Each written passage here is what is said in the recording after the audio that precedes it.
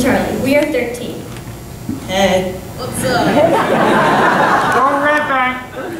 Our job tonight is to make sure you have fun. My job tonight is to make sure these two behave. Since we are honored to be the celebrities tonight, we wanted to start by introducing you to some of our Good Grief friends. Please make yourself comfortable and look at the television screens.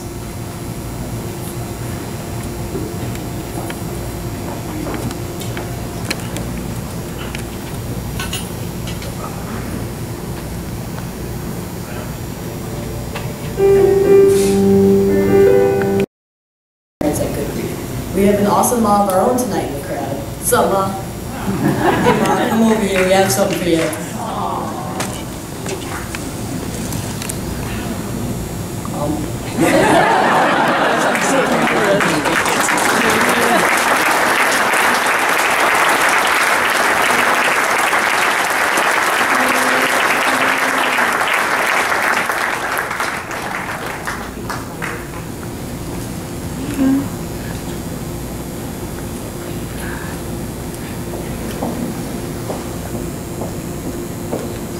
Another amazing mom is our first recipient tonight, Cindy Clark. Cindy's husband died from cancer in 2009, leaving Cindy and their son Matthew. Since John's death, Cindy has been a tireless spokesperson for Good Grief. She lets everyone know that Good Grief has changed her life and Matthew's. Cindy has led Good Grief's Family Advisory Board, stood at this podium many times, and is ambassador wherever she goes. Cindy is this year's recipient for the Fran Travisano Award, Ambassador Award, named after one of our founders, Cindy Clark.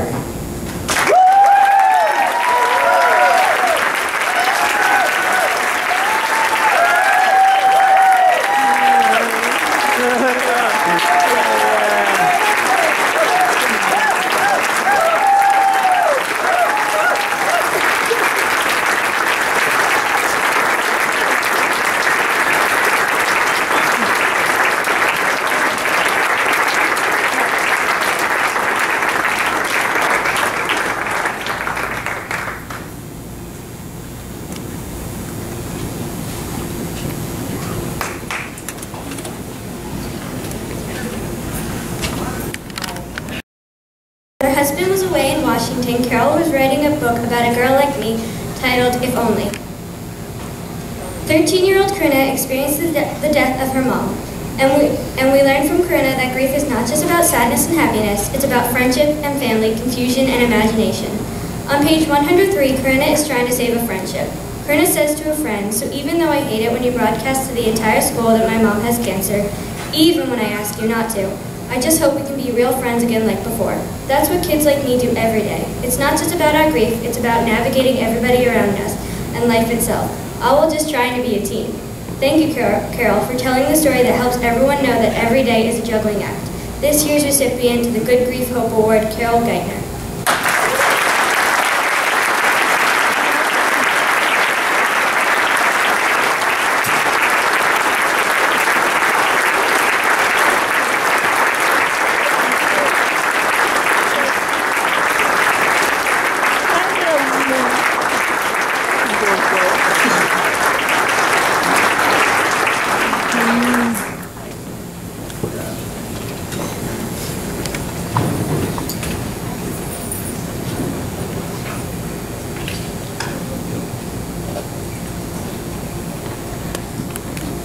Thank you, Joyce, and thank you to Good Grief for presenting this honor.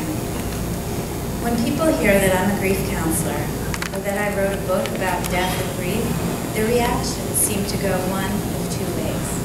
They either lean in a little, hoping for some words of understanding, or perhaps seeking guidance on how to support family or friends who've had a recent loss, or they lean away and look for the closest exit. We may be tempted to run away from pain, but those of you in this room know that grief and loss are universal.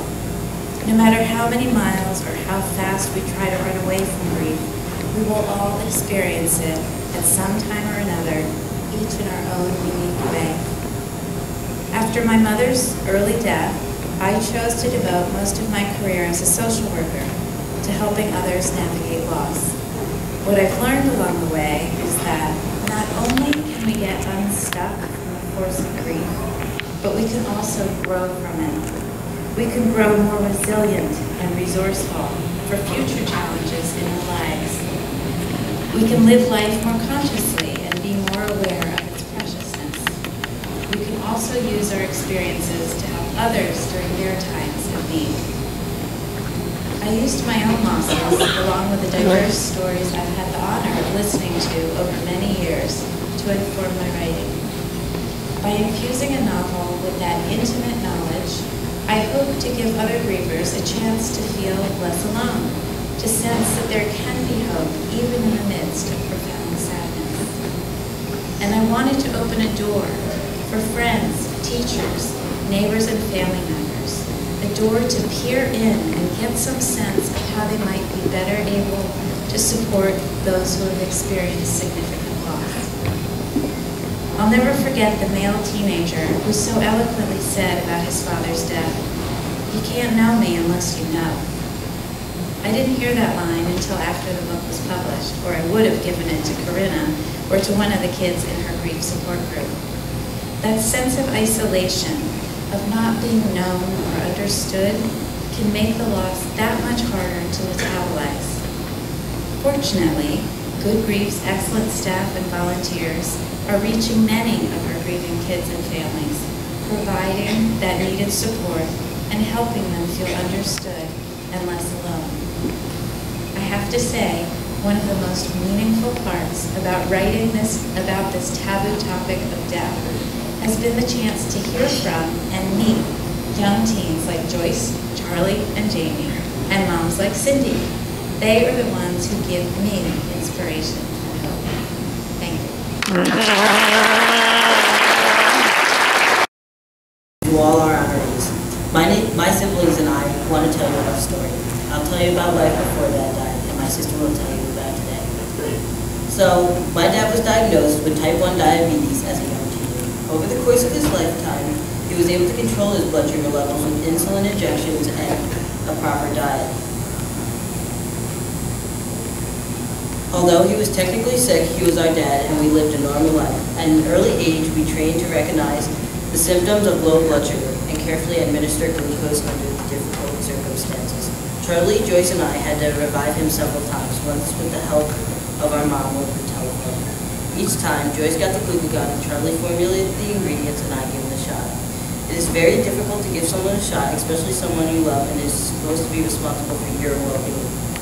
People don't understand that when somebody is sick, they don't imagine them dying, especially when they are active and look healthy. My dad was a huge Yankees fan, loved history and N-scale trains.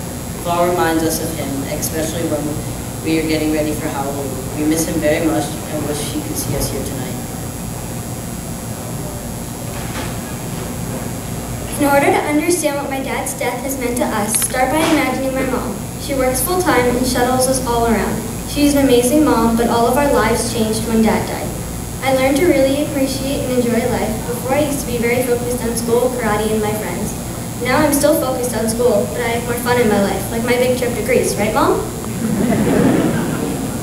We joined Good Grief because our Aunt Minnie thought we should be around other kids where we could speak openly and be ourselves. In the 18 months we've been coming to Good Grief, we've made a lot of new friends. There's a lot of laughing and inside jokes. Every time we leave, we get in the car and Mom says, "Remember this feeling, remember how happy you are right now." We are so grateful to Good Grief, the facilitators and the volunteers, so please help us pay it forward. Well, since James and Joyce did all the talking, I get the fun job with Wycliffe. We want you to help all the kids who are just like us. Please make a difference.